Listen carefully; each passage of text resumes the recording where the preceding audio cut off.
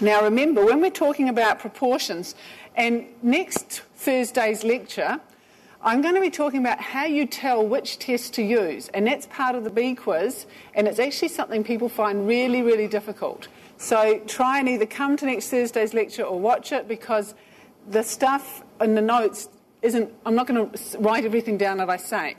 So what you've got to do is work out whether you're talking about a proportion or a mean.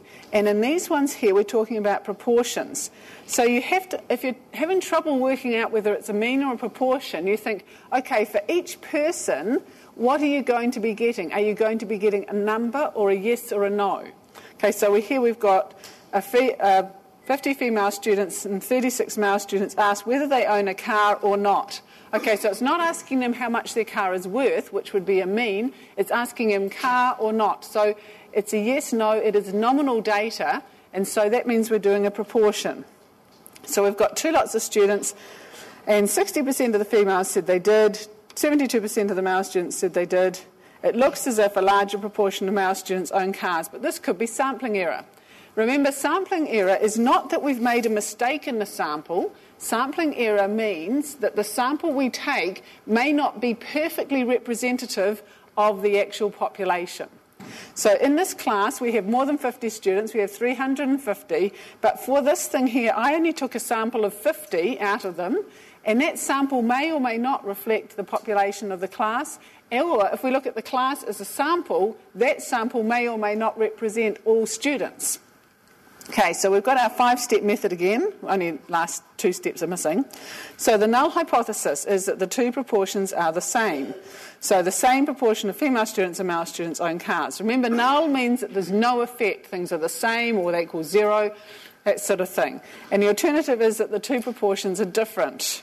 We choose our level of significance, and as usual, we'll go for 0.05. We collect the data, okay, and so I've already given that. Right, now how we go about it, there is a really complicated formula that I didn't even show you because it would have you running from the room in terror. And there's a way easier way to do it that a stats lecturer discovered in a textbook last year that we're going to use instead. So what we're going to do is, it's a nifty way, we turn it into a table of observed values, and then we calculate the expected values, and then we use the chi-test to compare them. Don't worry, it will become clear. Okay, so at the moment we know we have 50 female students and 30 male students. We know that of the females, 30 own cars, and of the males, 26 own cars. So that's the information that we have. From that, we can complete the table. Okay, is there anyone here who could not complete the table? Don't put your hand up. Okay, hands up those who could complete this table.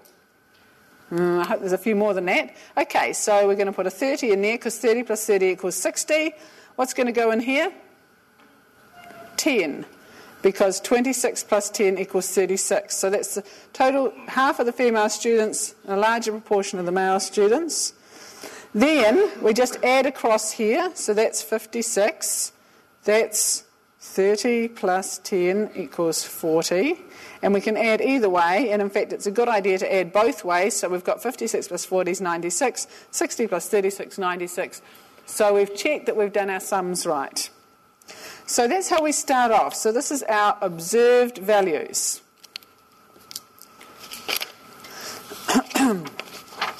Next, we create our expected values. So, okay, how this works, and this same principle is going to apply to the chi-square test we're going to do later in the lecture. So I'll just take it a little bit gently. Is that what we're doing is we're seeing if there was no relationship between these, what numbers would occur here. So if it doesn't make any difference if you're male or female, whether you have a car or not, what would we get here? Okay, well you can see that 56 out of 96 own cars over the whole thing. So what we do is we take our 60, which is the number of females, multiply it by 56 over 96, and that gives us 35. Or if we look at a formula, it's our row total, which is 56, times the column total, which is 60, divided by the grand total, which is 96. Or here we've got we've got 56, which is our row total, times 36, which is our column total, divided by 96, which is our grand total. Now, some of you may be going, but hang on, they're all in the wrong order and you haven't got brackets and stuff like that. When you are multiplying and dividing like this, it doesn't actually matter, because multiplying and dividing are really the same thing but sort of backwards, and the order doesn't matter.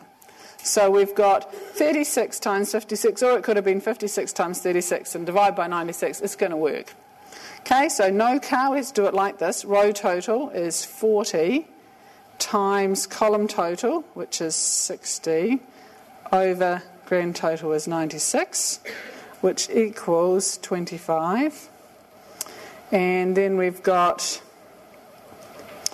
so we've got 36 times, I'll do it the right order again, 40 times 36 over 96, and that equals 15.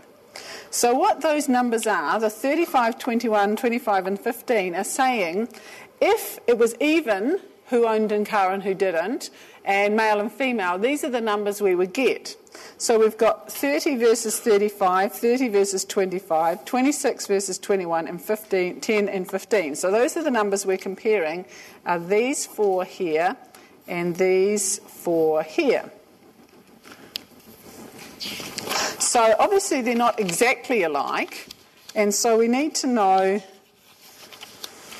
how far off they are.